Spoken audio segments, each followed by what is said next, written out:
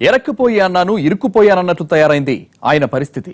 ఆ టీంలో ఎవరికీ రానన్ని కష్టాలు పాపం ఆయనకే వచ్చి పడుతున్నట్లు కనిపిస్తోంది.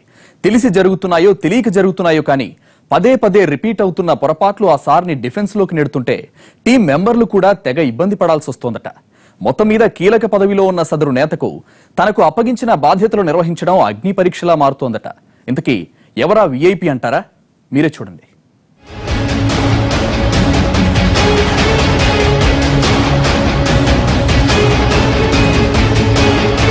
మంత్రి పల్లె రఘునాథ్ రెడ్డి అధ్యాపక వృత్తి నుంచి పాలిటిక్స్ లోకి వచ్చిన ఆయన ప్రస్తుతం ఏపీలో కీలకమైన సమాచార శాఖ బాధ్యతలు నిర్వహిస్తున్నారు. ప్రభుత్వానికి సంబంధించిన అభివృద్ధి కార్యక్రమాల అమలు, కేబినెట్ వంటి కీలక సమావేశాల బ్రీఫింగ్ మంత్రి పల్లె నోటి మీదుగానే జరగాల్సి ఉంది. కానీ సదరు మంత్రి కేబినెట్ బ్రీఫింగ్ అంటే చాలు ప్రభుత్వ పెద్దలు హడలిపోతున్న పరిస్థితి.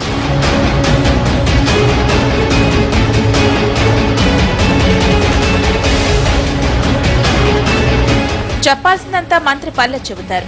ఆనక సమాచార శాఖ నుంచో సీఎం కార్యాలయం నుంచో ఖండనలో వివరణలో ఇస్తారు. అయితే ఏదో చిన్నా చితకా విషయాల్లో ఉంటే సమాచార లోపం అనుకోవచ్చు, కానీ కీలకమైన విషయాల్లోనూ ఇదే అలవాటుగా మారుతుండటంతో ప్రభుత్వ పెద్దలు తలలు పట్టుకుంటున్నారు.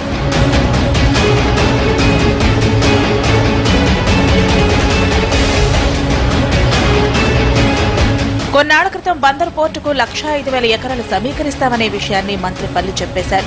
వాస్తవానికి బందరు పోర్టు కోసం 33,000 ఎకరాలని సమీకరించాలని ప్రభుత్వం నిర్ణయించింది. అయితే మచిలీపట్నం అర్బన్ డెవలప్మెంట్ ఏరియా పరిధిని 1,05,000 ఎకరాలుగా నిర్ధారించింది. దీంతో మొత్తం 1,05,000 ఎకరాలు సమీకరిస్తున్నామని చెప్పడంతో బందరులో పెద్ద ఉద్యమానికి తెరలేపాయి ప్రతిపక్షాలు. దాంతో సమీకరించేది 1,05,000 ఎకరాలు కాదు, 33,000 ఎకరాలు మాత్రమే అని సర్ది చెప్పుకునేందుకు ప్రభుత్వం నానా తంటాలు పడాల్సి వచ్చింది. ఇలా అధికార పక్షంలో ఉంటూ ఓ ఉద్యమానికి పరోక్షంగా కారణమైన ఘనత పల్లెకే దక్కుతుందనే చర్చ అప్పట్లో ప్రభుత్వ వర్గాల్లో సరదాగా నడిచింది.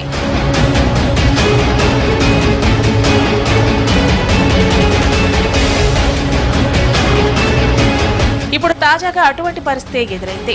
మంగళగిరిలో ఎయిర్పోర్ట్ నిర్మాణానికి 5,000 ఎకరాలు కేటాయించనున్నట్లు ఇటీవల జరిగిన కేబినెట్ భేటీ సందర్భంగా ప్రకటించారు. మంత్రి అలా చెప్పిన కొద్దిసేపటికే ఆయన ప్రకటించిన మంగళగిరి ఎయిర్పోర్ట్ అంశం అసలు ప్రస్తావనకే రాలేదని, దాన్ని పట్టించుకోవద్దంటూ ఓ వివరణతో కూడిన ప్రకటన విడుదల చేశారు. అయినా జరగాల్సింది జరిగిపోయింది. ఈ క్రమంలో మంత్రి పల్లె మరోసారి ప్రభుత్వ వర్గాల్లో చర్చనీయాంశంగా మారారు. ఒకసారి పొరపాటు అనుకోవచ్చు, కానీ ప్రతిసారి ఇదే విధంగా జరిగితే ఎలాగన్న చర్చ జరుగుతోంది.